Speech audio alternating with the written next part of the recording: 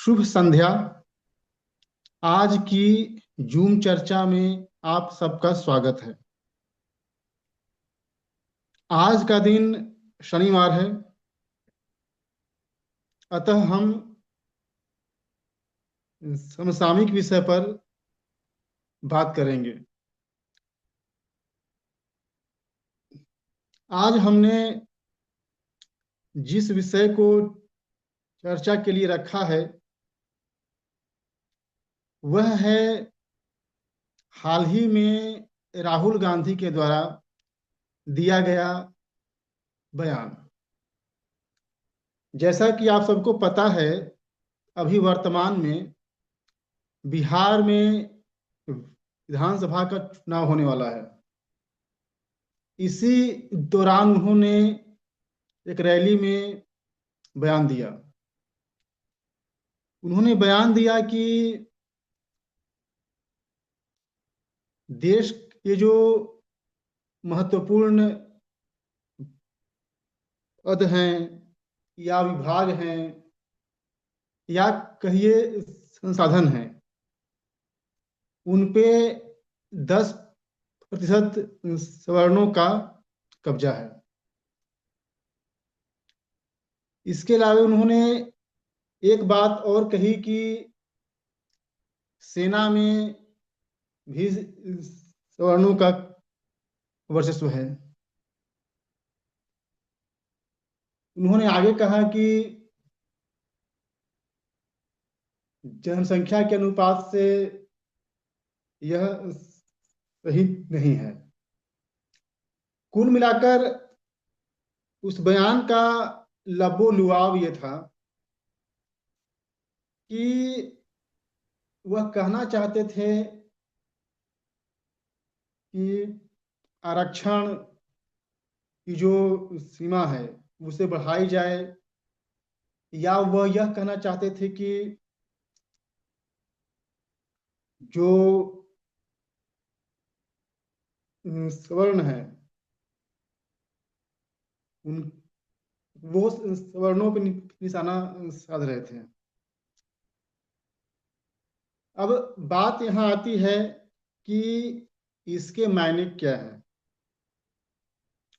राहुल गांधी के जो बयान है उसके मायने स्पष्ट हैं। एक तो इसका मायने है चुनावी। अभी चुनाव का माहौल है, वक्त है, इसीलिए अपने वोट बैंक को दुरुस्त करने के लिए उन्होंने ऐसी बात कही है। यही राहुल गांधी ने 2024 के चुनाव से पहले जातीय जनगणना का नारा दिया था, और बिहार में जातीय जनगणना हुई भी थी। अभी इनका मानना है कि पूरे देश भर में जातीय जनगणना होनी चाहिए। अब बात यहाँ पर आती है कि उनके द्वारा दिया गया बयान क्या वर्ग संघर्ष को बढ़ाने में सहायक है। इसका जवाब है हाँ, वर्ग संघर्ष को बढ़ाने में सहायक है। देखिए, आप जानते हैं, कल भी इस विषय पर हमने बात की थी कि आजादी के बाद से हमारे देश में राज व्यवस्था ने वर्ग संघर्ष को सुनियोजित रूप से बढ़ावा दिया है। उन्होंने विभिन्न तरीकों से वर्ग संघर्ष को बढ़ाया है, जैसे स्त्री पुरुष के बीच विभेद, सवर्ण अवर्ण के बीच विभेद, धार्मिक आधार पर विभेद, किसान और मजदूर का के बीच विभेद। इसी विभेद के आधार पर हमारे यहाँ लोकतंत्र जीवित है। इसी आधार पर हमारी व्यवस्था चल रही है। हमारे यहाँ कानून जो लाए जाते हैं वह इसी वर्ग संघर्ष को बढ़ाने के लिए लाए जाते हैं। तो जाहिर सी बात है, यह उनका बयान वर्ग संघर्ष को बढ़ाने में सहायक है। एक बात उन्होंने और कही, उन्होंने यह भी कहा अप्रत्यक्ष रूप से कि आरक्षण की जो सीमा है, सुप्रीम कोर्ट ने 50% आरक्षण की सीमा निर्धारित कर रखी है केंद्रीय सेवाओं में। वह चाहते हैं कि उस सीमा को भी तोड़ दिया जाए, खत्म कर दिया जाए और मनमाना आरक्षण दे दिया जाए। यह देखिए, बात कही जाती है जिसकी जितनी भागीदारी उसकी उतनी हिस्सेदारी। यह बात बचकानी है, इसका कोई मतलब नहीं है। यह जो बातें हैं इसका एक ही मकसद है, वर्ग संघर्ष को बढ़ावा देना। यह चाहते हैं कि इन सभी बातों को बोलकर हम समाज में वर्ग संघर्ष को बढ़ावा दे, और ये चल रहा है। इसमें एक बात ध्यान देने वाली और है कि उन्होंने अपने भाषण में सेना को भी नहीं बख्शा। उन्होंने यहां तक कह दिया कि सेना में कितने दलित हैं, कितने पिछड़े वर्ग के हैं, इनकी भी गणना होनी चाहिए। मतलब सेना जैसी प्रतिष्ठित संस्था को भी उन्होंने अपने लपेटे में ले लिया। तो ये बात बहुत ही चिंताजनक है। ये तो बात हुई उनके बयान की, लेकिन ये केवल राहुल गांधी की बात नहीं है, यह पूरी व्यवस्था की ही बात है। आज देश का हर राजनेता उसी नक्शे कदम पर चल रहा है और वर्ग संघर्ष को बढ़ावा दिया जा रहा है। एक बात ध्यान दे देने वाली है कि जातीय जनगणना की अभी मांग हो रही है।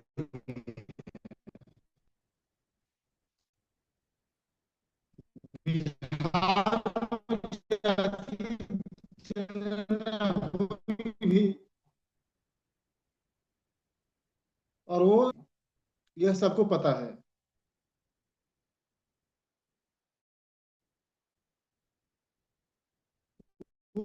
जातीय जनगणना में पता नहीं, जातीय जनगणना का जो प्रयास चल रहा है राष्ट्रीय स्तर पर, उसका एक ही मकसद है कि जातीय विभेद और समाज को तोड़ना।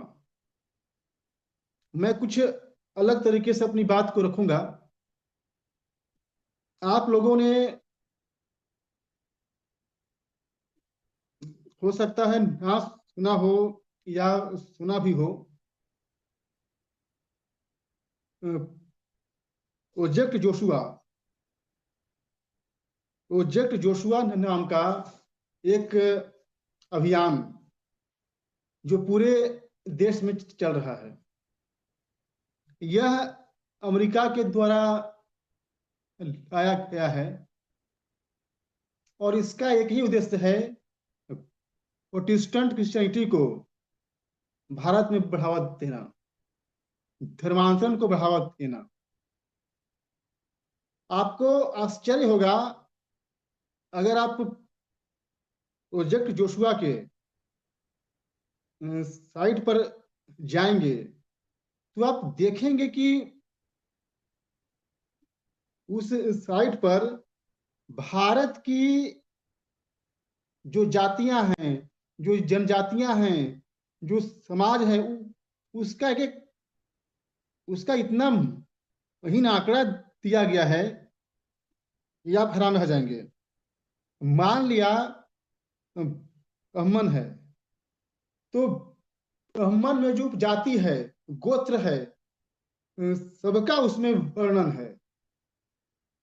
उसमें लिखा हुआ है कि इतने परसेंट तक हम पहुंच चुके हैं।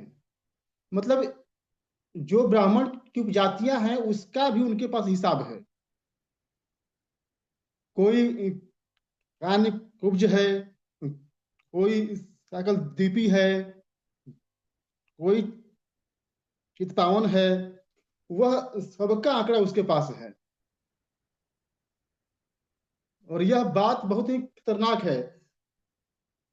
ये जो जातीय जनगणना की बात हो रही है, इसीलिए हो रही है कि इसके माध्यम से उसको डेटा मिलेगा। उस डेटा का उपयोग वह धर्मांतरण में करेगी।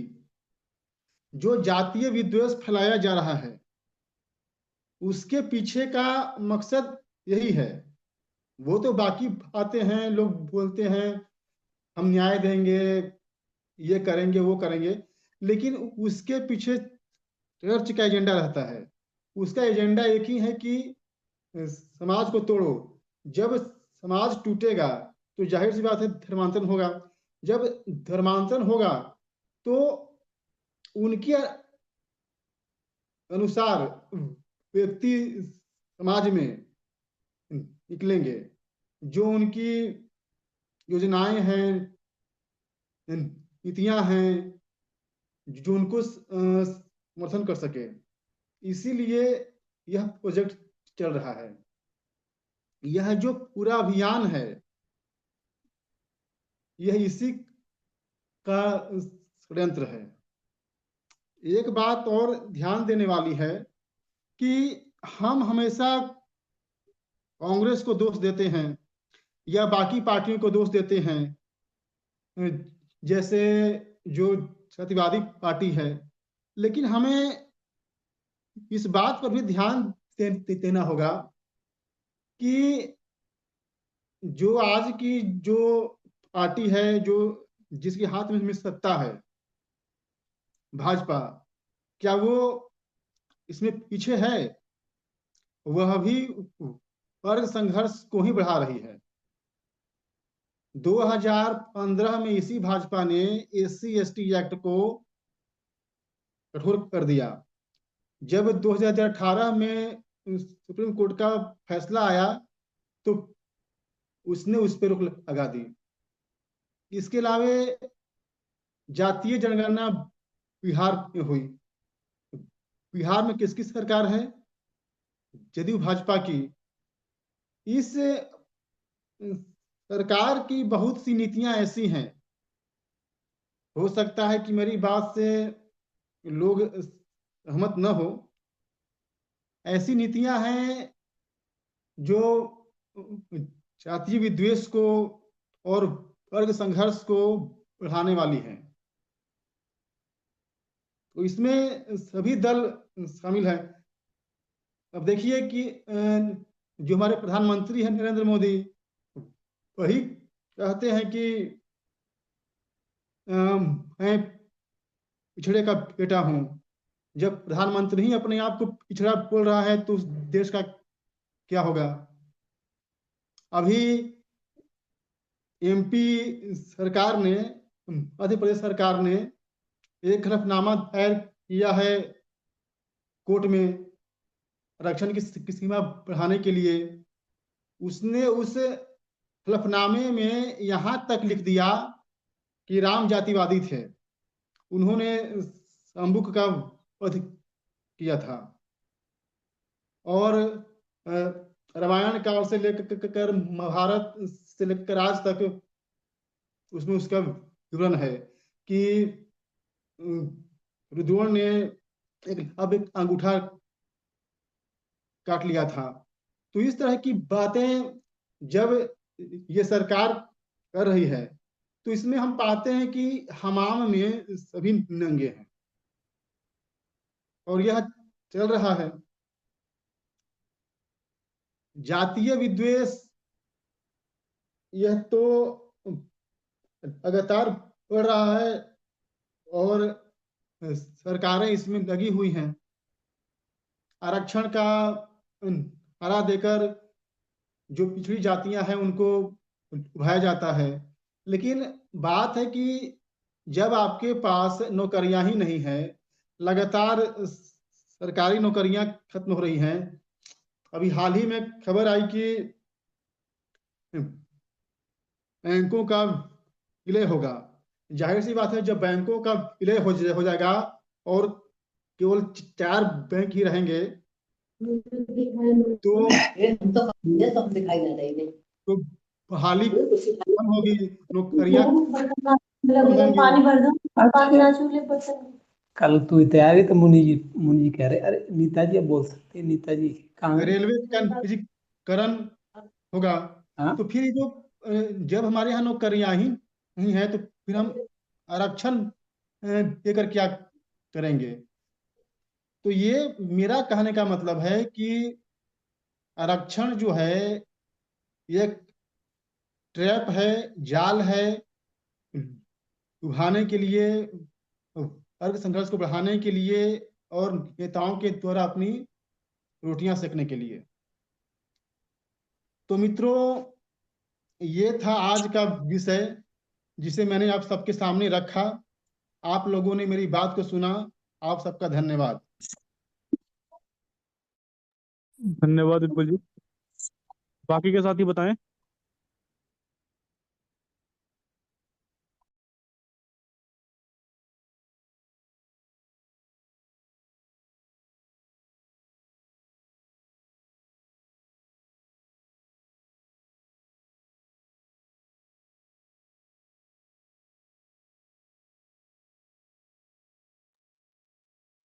कोई भी साथी बताएं।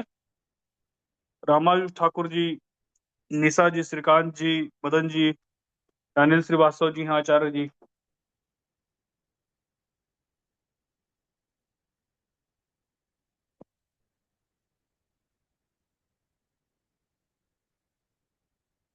चलिए मैं इस विषय पर थोड़ा सा रखता हूँ।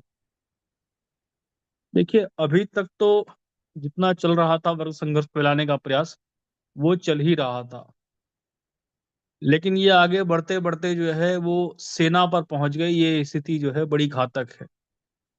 और सेना पर तक पे पहुंचने का प्रयास करना या उस पर इस प्रकार की टिप्पणी करना, ये दिखाता है कि बिना कुछ सोचे समझे नासमझी में कहा जाए या फिर धूर्तता में कहा जाए, इस प्रकार के जो है बयान दिए जाते हैं।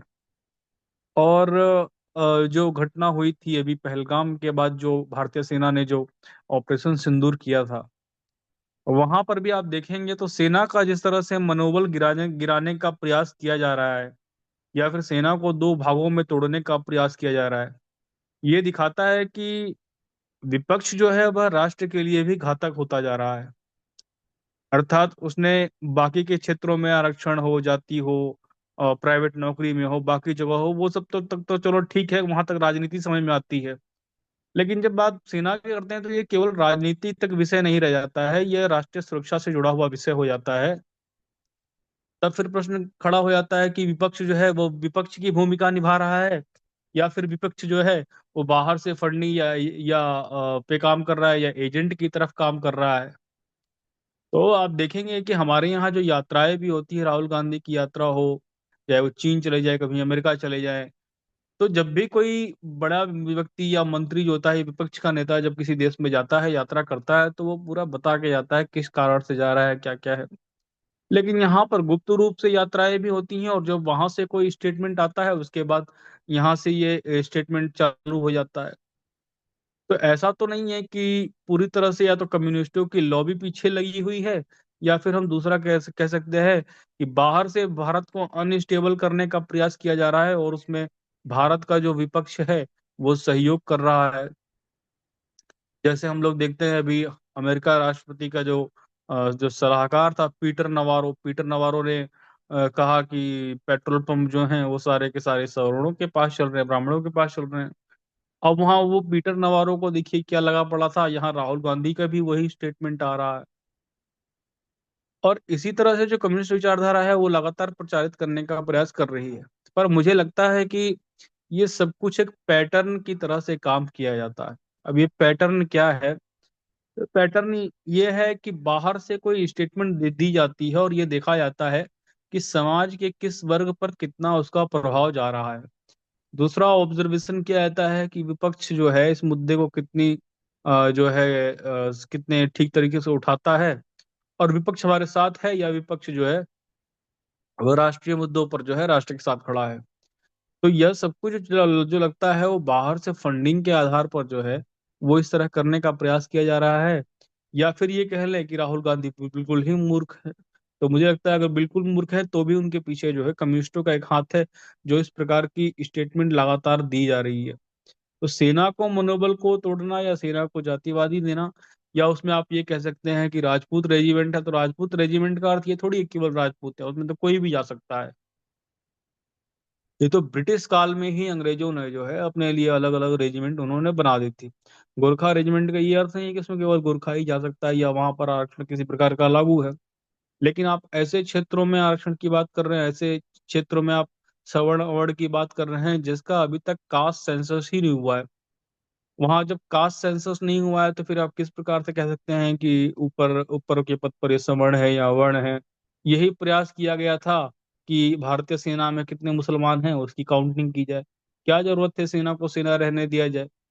सेना की बहुत सारी जानकारियां ऐसी होती हैं जो गुप्त होती हैं, जो डिस्क्लोज नहीं की जाती हैं, जिसका दुरुपयोग भी किया जा सकता है, जिससे फूट भी डाली जा सकती है। लेकिन निरंतर यही प्रयास किया जा रहा है कि जैसे समाज को दो भागों में तोड़ दिया है, वैसे ही जो है सेना में भी फूट डाली जाए। और इसका फायदा कौन उठा रहा है? तो इसका फायदा पूरी तरह से जो है वो विपक्ष लेने का प्रयास कर रहा है, तो बाहरी शक्तियों को मिल रहा है। तो ये स्थिति जो है कि आप सब जगह से अगर निराश हताश हो गए और आपने सारे प्रयोग करके देख लिए, सारे हथकंडे अपना लिए, आपने सीए का विरोध कर लिया, आपने एनआरसी का विरोध कर लिया, आपने किसान आंदोलन को भड़काने की कोशिश की, आपने कई तरह के आंदोलन की, हिंसा की कोशिश की, और आपने अब यही प्रयास जो है लेह लद्दाख में भी करने का प्रयास किया।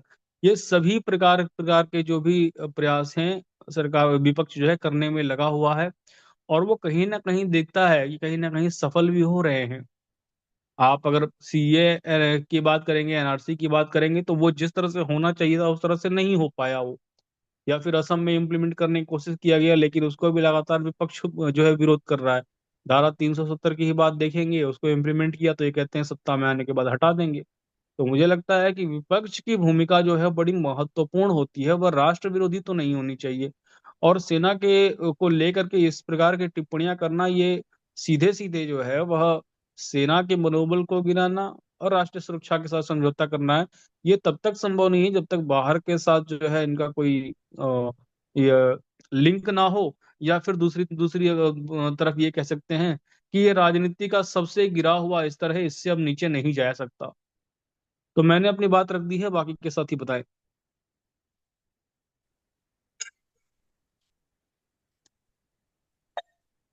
बताइए बबलू जी, मदन जी, या कोई भी साथ शुरू करे।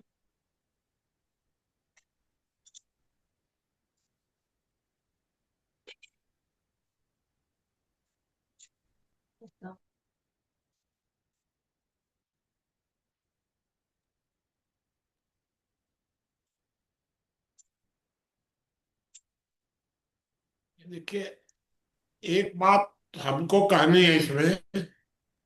जी बाबा जी। मैं कार्यक्रम के विषय में बता रहा हूं आपको। जी। मैंने करीब करीब 15 दिन पहले आपसे एक बात कही थी कि हम लोगों के बीच में,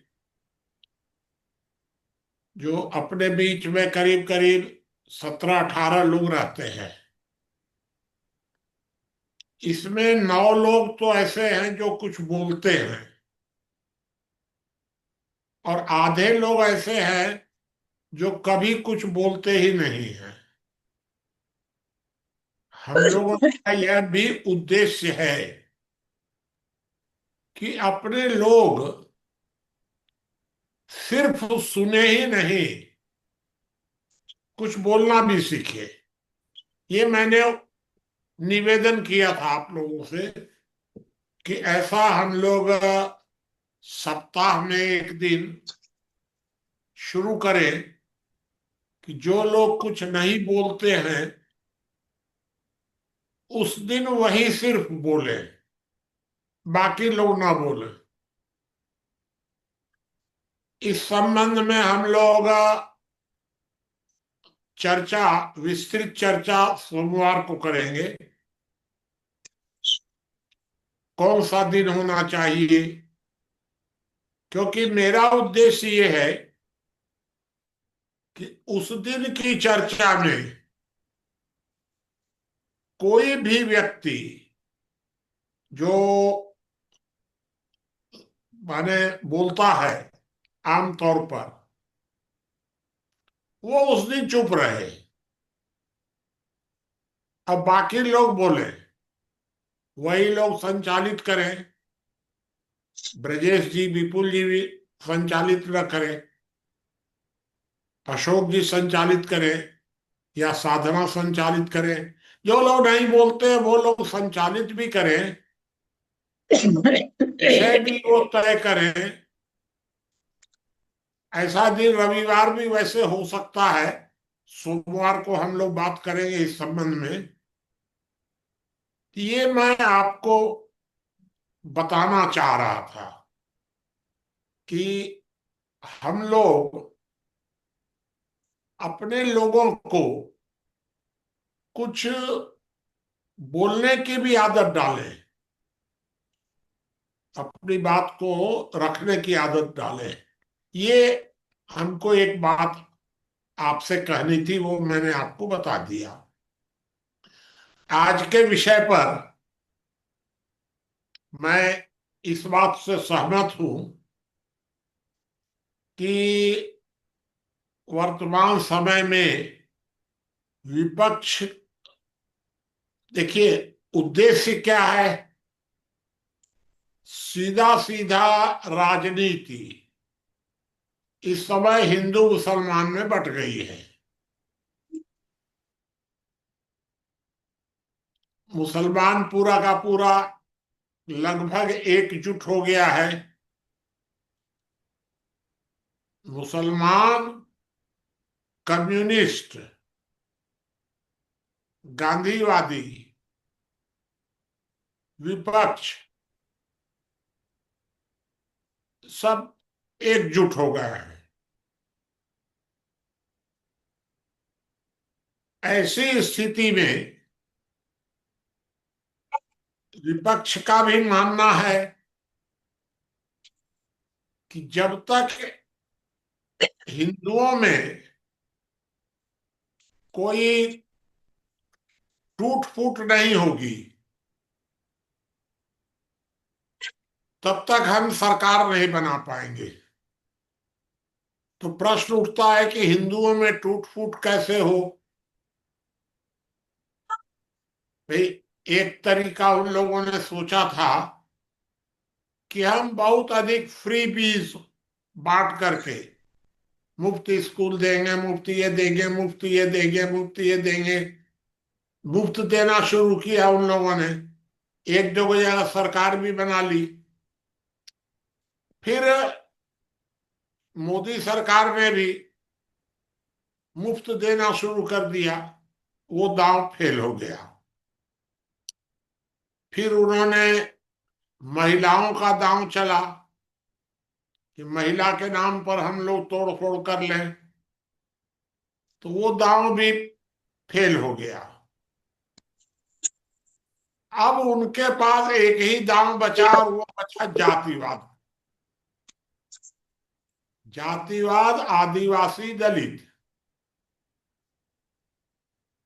इस दांव पर ही वो पूरा का पूरा राजनीति उनका टिका हुआ है। दूसरी तरफ सत्तारूढ़ दल बीजेपी वगैरह जो हैं, ये लोग इस प्रयास में हैं कि किसी तरह हम मुसलमानों में से थोड़ा सा तोड़ लें। क्योंकि भाई देखिए, कांग्रेस तो टूटेगी नहीं, विपक्ष टूटेगा नहीं, साम्यवादी तो टूट ही नहीं सकते हैं एक भी। तो कम्युनिस्ट टूटेगा नहीं, गांधीवादी बचे ही नहीं है, तोड़ के क्या करिएगा आप? गांधीवादी आपको जो भी दिखाई दे रहे हैं वो सब करीब करीब कम्युनिस्ट है गांधी के नाम पर। अब गांधीवादी बहुत कम बचे हुए हैं,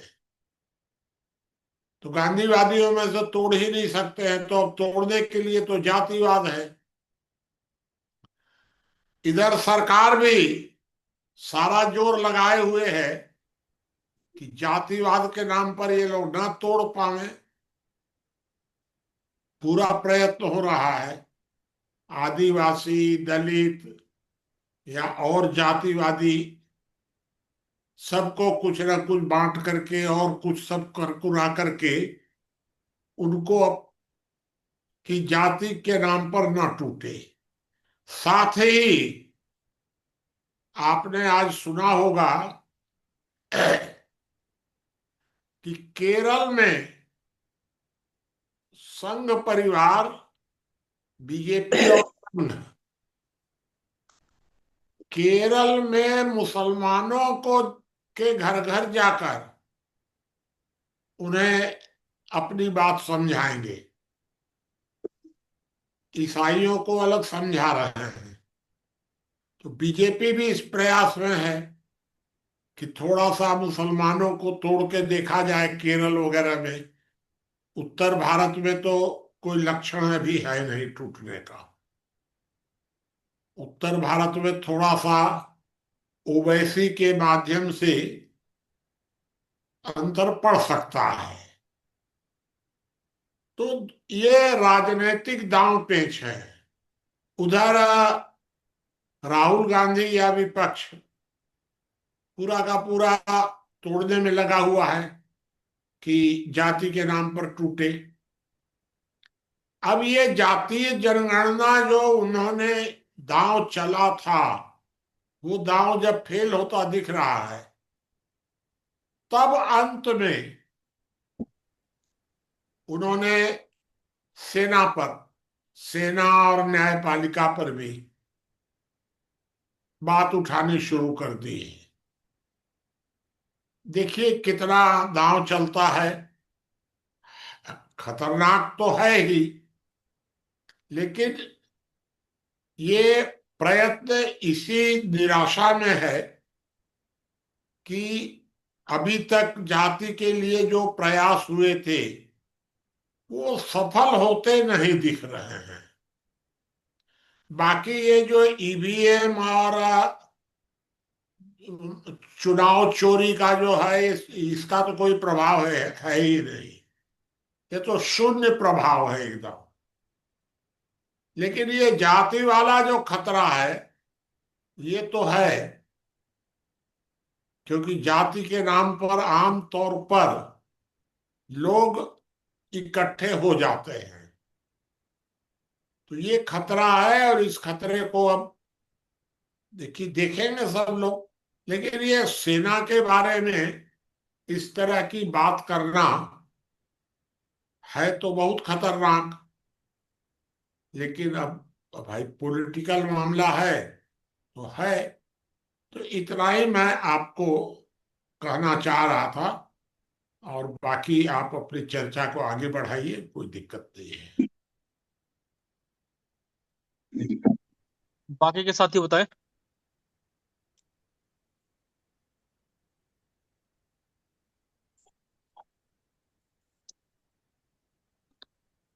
अनिल श्रीवास्तव जी, निशा जी, अगर आपको कुछ बात रखनी है तो रखिए आप लोग। या रामानुज ठाकुर जी हैं, आप भी कुछ विषय पर रखिए।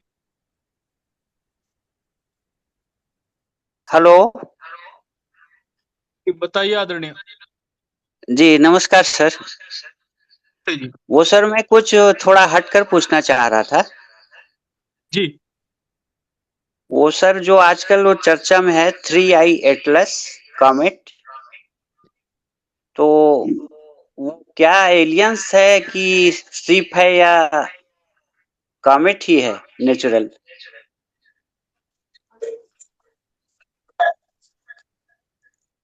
विपुल जी, जानकारी है आप?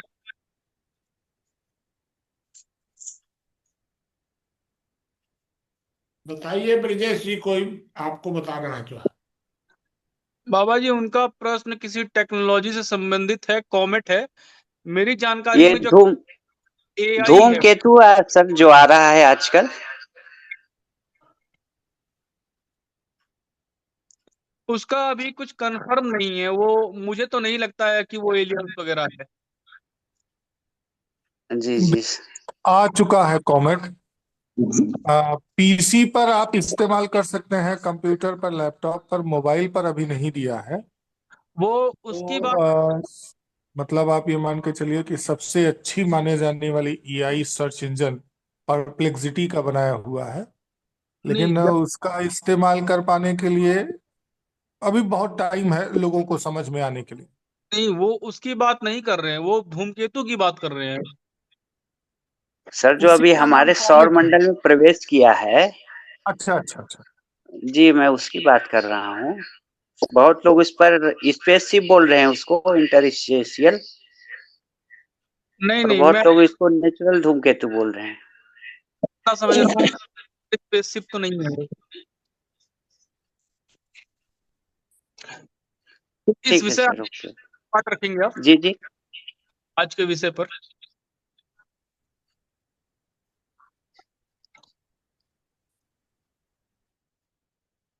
जी सर। आज के विषय पर कुछ पूछना है तो पूछ सकते हैं आप।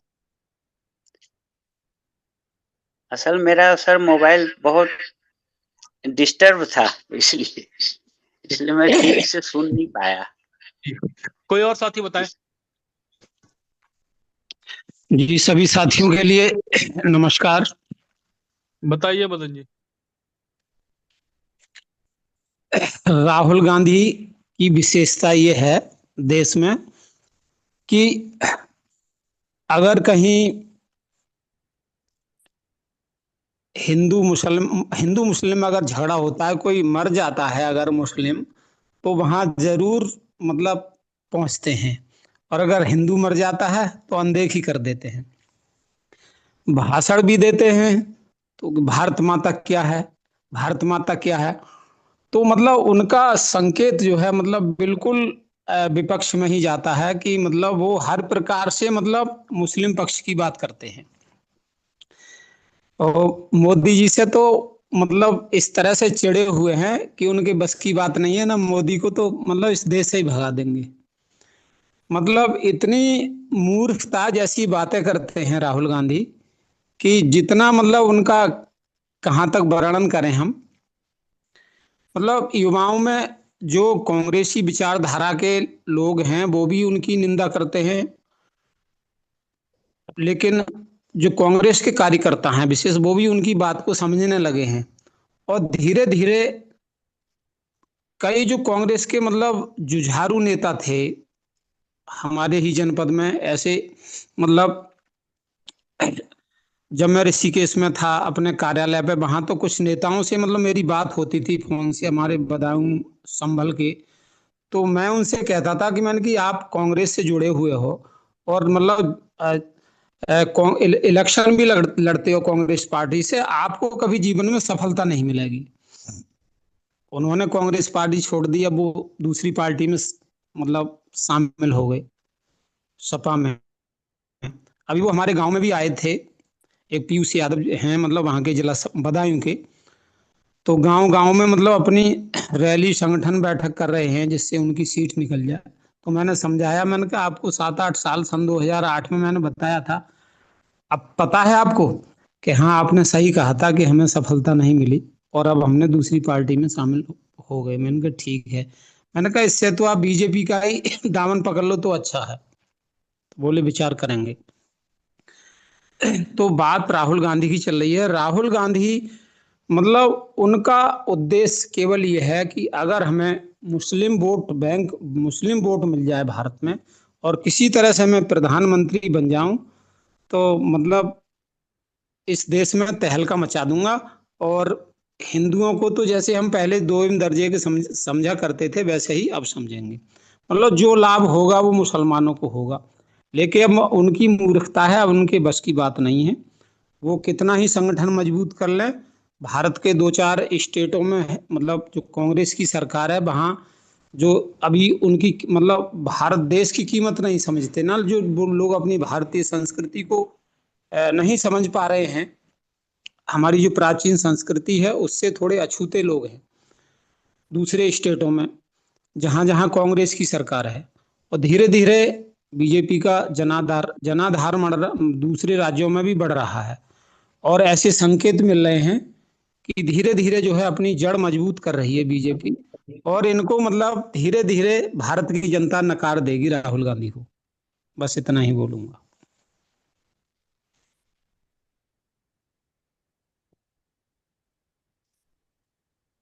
कोई और साथी बताएं।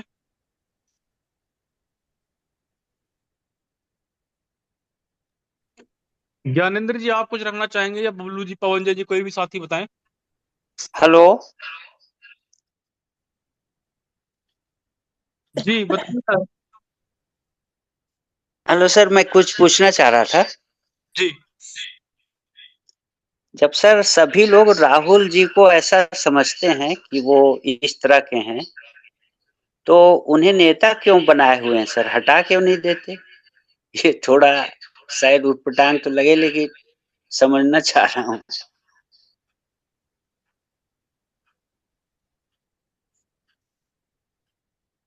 देखिए, मुझे लगता है कि नेता इनके पास एक से एक अच्छे नेता भरे पड़े हैं, लेकिन विपक्ष भी कहीं ये चाहता है कि जो सत्ता पक्ष है वो ये चाहता है कि राहुल गांधी ही विपक्ष के नेता बने रहे, क्योंकि राहुल गांधी के होने से उनको जीतने की गारंटी या उनको आगे बढ़ने की गारंटी मिल जाती है। इसीलिए सत्ता पक्ष नहीं चाहेगा कि राहुल गांधी की जगह कोई और आए। तो ये सर विपक्ष। इनका तो जन प्रचार यही है एक कि बात मूर्ख बताइए समझता है। अनिल जी, जी जी सर, नमस्ते भारत सर। में, नहीं पूरे भारत में 9 प्रदेश ऐसे हैं जहां राहुल की ही उपस्थिति है, बाकी किसी की नहीं है।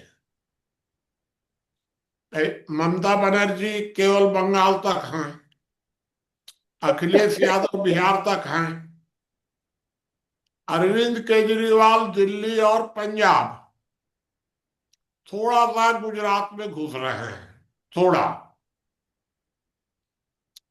तो बाकी लालू यादव का बिहार छोड़कर कहीं नहीं है। तो राहुल गांधी एकमात्र बचते हैं जिनका 9 प्रदेशों में अप्रोच है, विपक्ष के रूप में या सत्ता के रूप में। तो स्वाभाविक है कि विपक्ष में और कोई है ही नहीं, तो राहुल गांधी नेता बनेंगे विपक्ष के। जी जी, थैंक यू सर।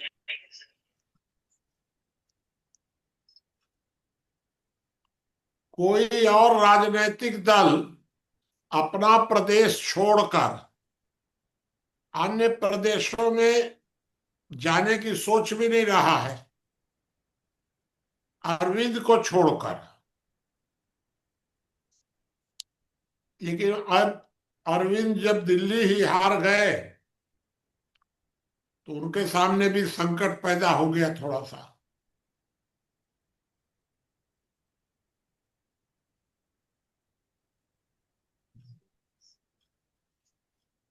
चलिए, जी और सर। कोई बात हो तो आगे बढ़ाइए।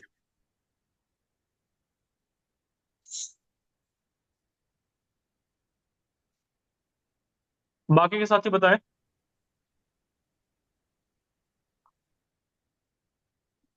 राहुल गांधी के विपक्ष में रहने के पीछे मुझे लगता है एक और कारण भी है।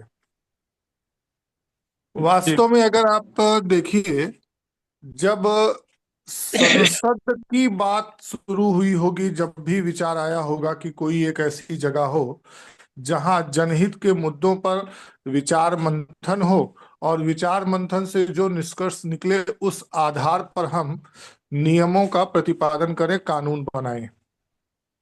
लेकिन अपने प्रारंभिक काल से ही संसद दो ऐसे भागों में बट के रह गया जिसमें पक्ष और विपक्ष दो दो दल बन जाते हैं और दोनों ही दलों का लक्ष्य सत्ता प्राप्त करना रहता है। एक कितना भी सार्थक, सामाजिक और सकारात्मक कानून बनाए, दूसरे को पूरी तरह से सहमत होने के बावजूद विरोध करना ही करना है। कांग्रेस जब वही कानून बनाती थी तो भाजपा विरोध करती थी। आज उन्हीं कानूनों को भाजपा लागू कर रही है तो भी कांग्रेस उसका विरोध कर रही है। ऐसे कानूनों का भी विरोध कर रही है जिसकी डिजाइन कभी खुद कांग्रेस ने की थी, उन कानूनों का भी आज के डेट में विरोध कर रही है।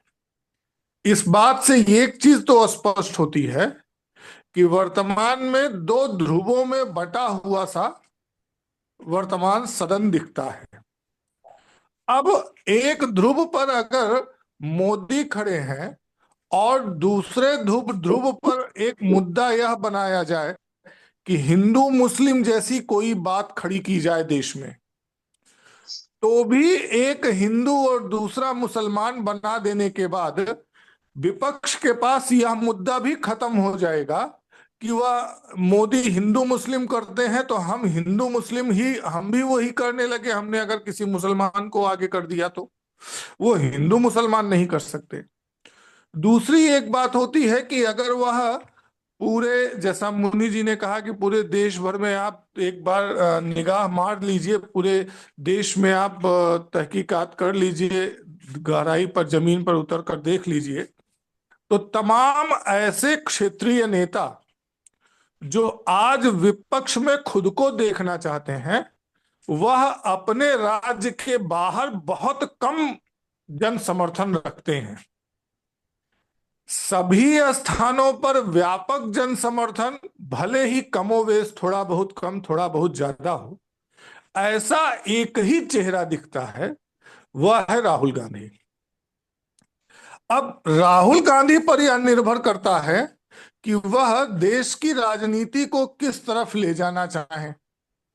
अगर वह जनहित और देशहित की तरफ ले जाते तो शायद मामला आज दूसरा होता, लेकिन वह विचारधारा के चुंगल में इस तरीके से फंस गए हैं साम्यवाद के, और जो उस समय जो जिनको हम वामपंथ कह रहे हैं, कम्युनिस्ट कह रहे हैं, और भी बातें हैं, इस विचारधारा के चुंगल में इतनी बुरी तरह फंस चुके हैं कि वह देश के बहुत कम जनसंख्या का ही प्रतिनिधित्व कर पा रहे हैं और हर बार उल जुलूल मुद्दे उठा करके विपक्ष को मीडिया में बने रहने का तो अवसर उपलब्ध करा पा रहे हैं, लेकिन सार्थक विमर्श नहीं खड़ा कर पा रहे हैं। मेरी बात समाप्त हुई। आप सभी बंधुओं को नमस्कार। एक मिनट, मैं आपको एक बात और बता दूं कि राहुल गांधी के अलावा विपक्ष में कोई ऐसा नेता नहीं है जिसकी विदेशों में पहचान हो। भाई देखिए, सुरेश हिडनबर्ग या विदेश में राहुल गांधी के एक बड़े हैं भी, तो ये विदेशों में और किसी का कुछ नहीं है। थोड़ा सा अरविंद केजरीवाल का जरूर है विदेश में, बाकी और किसी नेता का कुछ नहीं है। तो अब एकमात्र राहुल गांधी का ही अप्रोच है विदेश में भी, आर्थिक मामलों में भी। विदेशों से जितना अरविंद और राहुल को धन मिल सकता है, उतना बाकी लोगों को किसी को कुछ नहीं है। इसलिए भी सबकी मजबूरी है। और बाकी तो आपको ज्ञानंद जी ने बताया ही, ये राहुल को बनाए रखना मजबूरी है। लेकिन अब राहुल ने एक दिशा ले ली। एक राहुल इस बात में सफल हो गए कि पूरे विपक्ष को खत्म करके और वो विपक्ष के नेता हो गए घोषित। अब कहीं चुनौती नहीं है। कांग्रेस में भी राहुल अब स्थापित हो गए, राहुल को चुनौती कहीं नहीं है। ये बात तो उन्होंने कर ली है। इतना ही हमको बताना था बस। हाँ पवनजय जी बताइए। सभी बंधुओं को नमस्कार। देखिए, राहुल गांधी और मोदी जी ये सत्ता के केंद्रीकरण के पोषक हैं। इसलिए ये पक्ष और वो विपक्ष है। बाबा ने बताया कि पहचान जो है राहुल गांधी की विदेशों में है। उसमें से कुछ बिंदुओं पे उन्होंने बताया कि फला फला कंपनियों से। मोदी जी भी गुजरात के मुख्यमंत्री रहते हुए तमाम ऐसे बड़े लोगों से उन्होंने अपने संबंध बनाए, जिसके बाद मीडिया द्वारा उन्हें प्रधानमंत्री का चेहरा और ईमानदार व्यक्ति दिखाया गया। और दोनों लोगों को, चाहे वो मोदी जी हों चाहे राहुल गांधी जी, ये दोनों लोग मीडिया के बहुत प्रिय हैं, क्योंकि ये सत्ता के केंद्रीकरण के पोषक हैं। इन्हें समाज से कोई मतलब नहीं है। ये खिलाफ हैं सत्ता के अकेंद्रीकरण को लेकर। जिस तरह से हम वोट करते हो, जो हमारी विचारधारा हो, जिस रंग का हम चश्मा पहनते हो, उस तरफ सोच ले पाना बहुत कठिन काम नहीं है, बड़ा सरल काम है। अपने प्रिय व्यक्तियों में अच्छाई और ना अच्छा लगने वाले व्यक्तियों में बुराई देखना बड़ा सामान्य सी बात है। लेकिन जो अच्छे नहीं लगते हैं हमको, उनमें अच्छाई देख पाना बड़ा मुश्किल काम है। तो जो जिसको अच्छा लग, बातें सार्थक होती हैं। राहुल गांधी जी जो बात करते हैं, वो भाजपा से लिए नहीं लड़ रहे हैं, वो भाजपा के वोट को कमजोर नहीं कर रहे हैं। वो चाह रहे हैं कि जो सत्ता, जो पावर केंद्रीय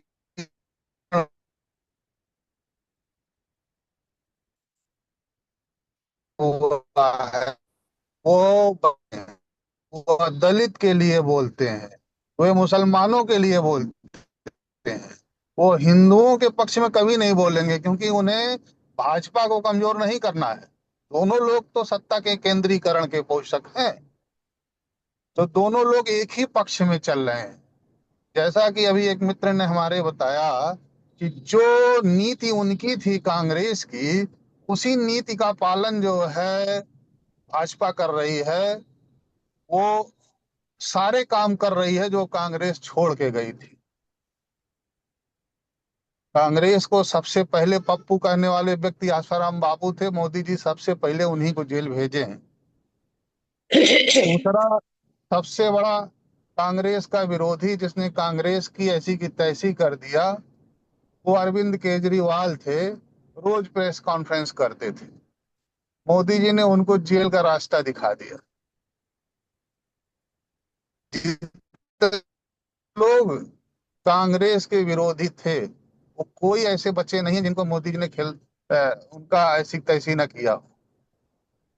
क्योंकि वो उसी रास्ते के खिलाड़ी हैं जिस रास्ते को सत्ता केंद्रीकृत बनती है। वह कभी समाज के लिए नहीं सोच सकते। वह सत्ता के अकेंद्रीकरण पे कभी ध्यान ही नहीं देते। वो चाहते हैं कि सत्ता का अकेंद्रीकरण ना होने पावे, सत्ता का केंद्रीकरण बना रहे। धन्यवाद। बाकी के साथी बताएं।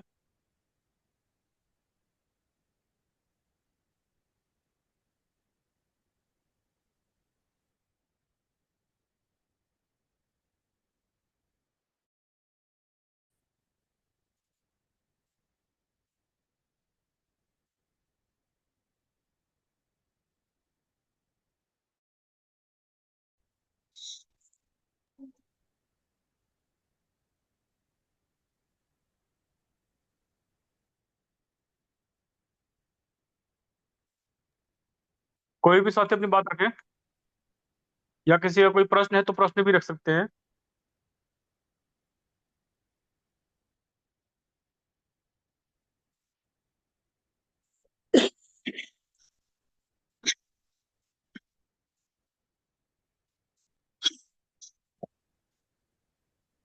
ठीक है, अगर किसी साथी की कोई बात नहीं है तो फिर आज की चर्चा को हम लोग समाप्त करेंगे।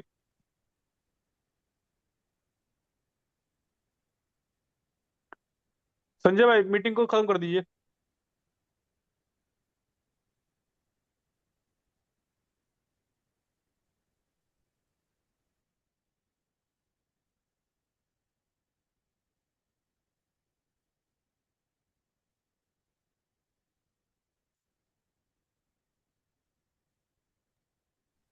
ज्ञानेंद्र जी आप संचालित कर रहे हैं।